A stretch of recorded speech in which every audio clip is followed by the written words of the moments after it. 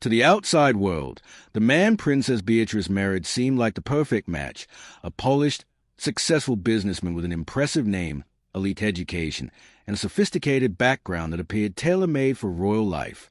But that clean, picture-perfect image starts to crack the moment you look close at what happened before he walked down the aisle with the Queen's granddaughter. Behind the polished public facade lies a complicated past, a previous long-term relationship that ended abruptly, a young child already in the picture, and a wedding that was kept unusually private. Then, just as everything seemed to have settled into a stable royal marriage, fresh controversies erupted, dragging renewed scrutiny onto the couple and raising uncomfortable questions about whether everyone in Edoardo Mapelli-Mozzi's world was truly comfortable with his close ties to the British royal family. What's really happening behind the scenes with Princess Beatrice and her husband? The full story might shock you. The man Princess Beatrice married. When Princess Beatrice married Edoardo Mapelli-Mozzi in July 2020, most of the British public knew her as Queen Elizabeth II's granddaughter, a royal who had grown up firmly in the spotlight. But the man she chose as her husband was far more complex than the glossy biography suggested. On paper, Edoardo looked accomplished and well-connected. In reality, his life carried layers of business controversies, financial entanglements, and personal history that the royal family likely never fully anticipated. Edoardo Alessandro Mapelli-Mozzi was born on November 19, 1983, at a prestigious Portland hospital in London's West End. He is often called Edo by friends and family, a nickname that has followed him from his school days through his business career and now into royal circles. He received a top-tier education, attending the elite Dragon School in Oxford and later Radley College in Oxfordshire. He went on to earn a master's degree in politics from the University of Edinburgh. His family background is equally impressive. On his father's side, he comes from Italian nobility. His father, Count Alessandro Mapelli-Mozzi, is a former Olympic skier who competed for Great Britain. The family's ancestral home is a historic Villa Mapelli-Mozzi in the Bergamo province of Italy, an estate that has remained in the family for generations. The hereditary title of Count was officially granted to the family in 1913 by King Victor Emmanuel III. Although Italian nobility titles are no longer formally recognized by the modern Italian Republic, Edoardo is still addressed as Count as a courtesy. On his mother's side, the connections run deep into British society.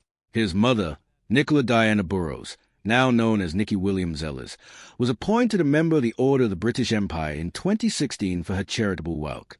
Her own great-grandfather was Sir Robert Abraham Burroughs, a successful businessman and Liberal Party politician. Later, his mother married Christopher Shale, a prominent businessman and conservative politician, who tragically died unexpectedly in 2011. Edoardo has an older sister, Natalia Alice Yeomans, born in 1981, and a younger half-brother, Albie Shale, born in 1991, from his mother's second marriage. The family remains close, and Albie has been actively involved in some of Edoardo's charitable projects.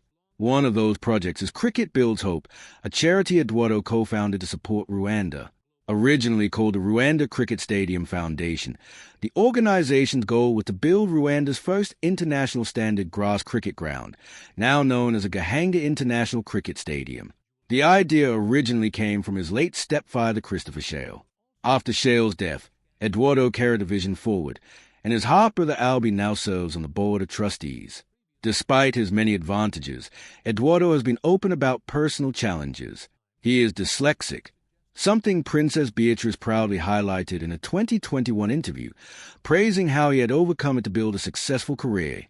He is also vocal on social media about environmental causes, particularly plastic pollution in the oceans and whaling in Japan. During the 2016 U.S. presidential election, he actively supported Hillary Clinton online, using the hashtag #HashHimWithHer. But it was his business dealings that would eventually draw the most intense scrutiny. Edoardo's financial world and the rise of Banda. The real engine of Edoardo's public profile is Banda, the luxury property development and design company he founded in 2007 at the age of just 23, with initial support from his family. What began as a small London-based firm has grown into a global empire with projects spanning 4 continents. Edoardo spotted a gap in the ultra-luxury housing market. He felt too many high-end homes looked identical and felt cold, more like showrooms and places where real life happened. Banda's philosophy was to create spaces that feel lived in, that improve with age, blending 30 to 40% custom-designed furniture with carefully chosen vintage pieces. The company's structure is intricate. Eduardo holds directorships in several related companies, some shared with his mother Nikki Williams Ellis and his brother-in-law Todd Yeomans.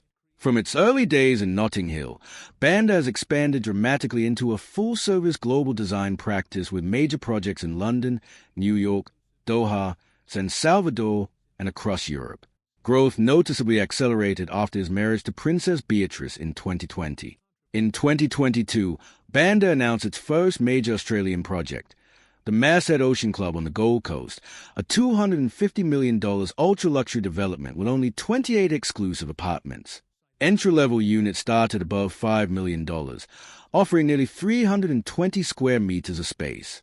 Residents enjoy extravagant amenities including a 2-floor ocean club with wine and champagne lounges, a whiskey and cigar room, private dining, a full wellness center, membership at Levantine Hill Winery, participation in a racing syndicate, and even a complimentary new BMW electric car.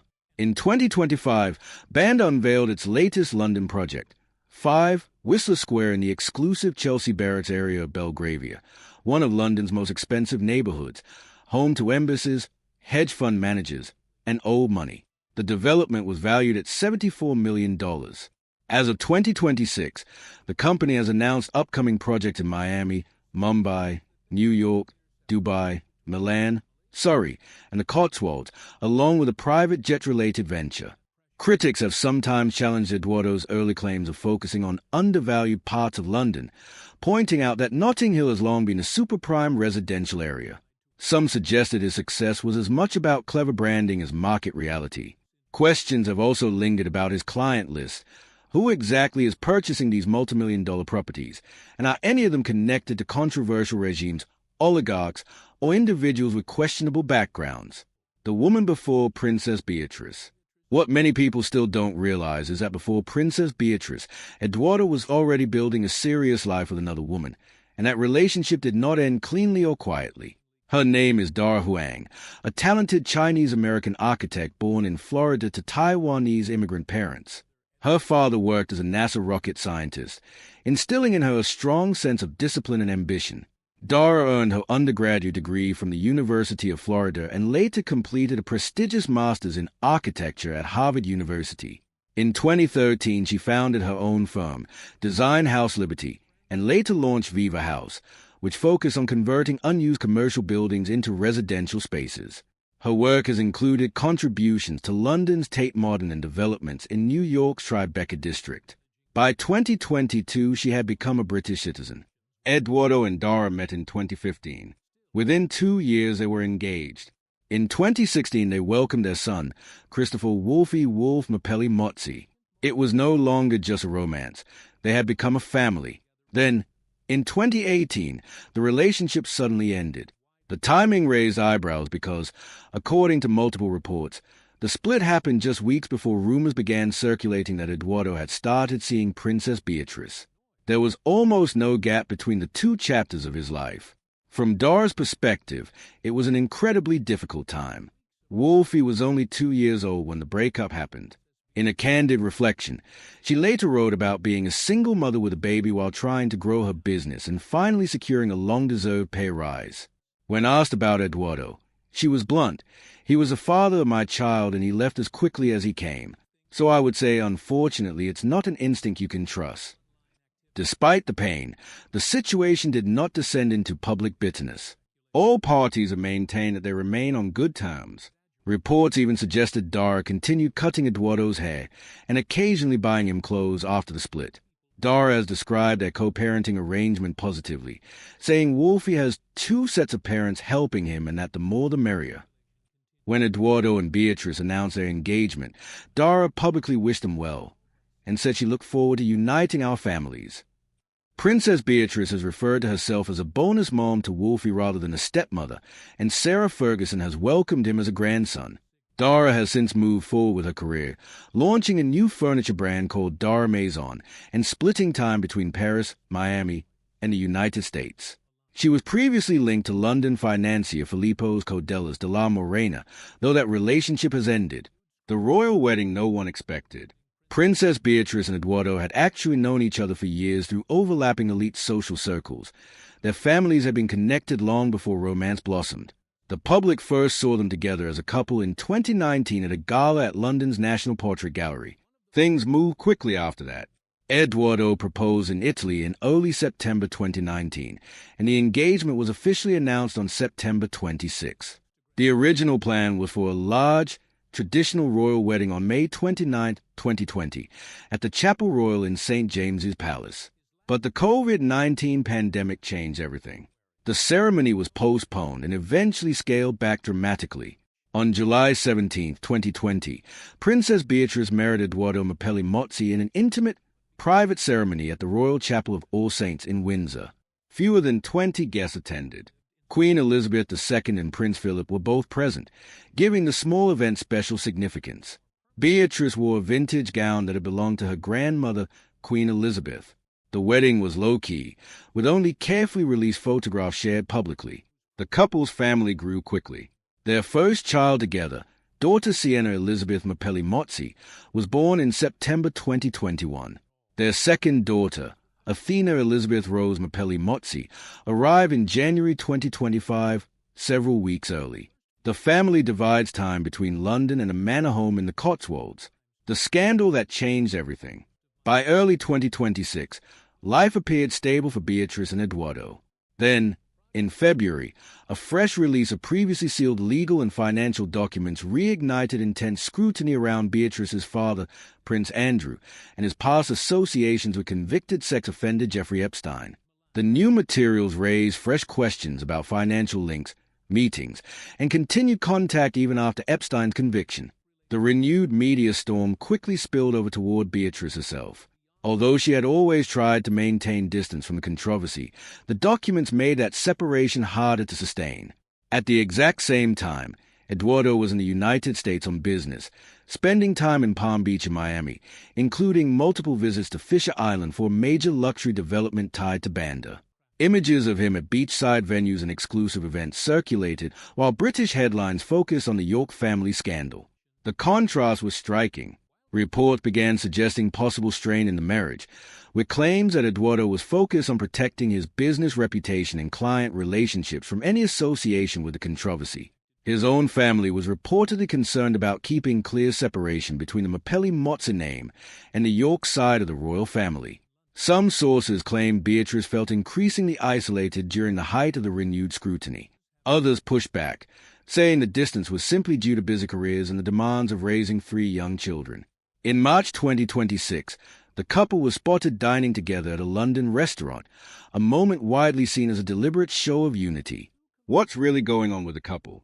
As of early 2026, public attention on Princess Beatrice and Eduardo Mozzi has not faded. Observers have noted changes in Eduardo's social media activity.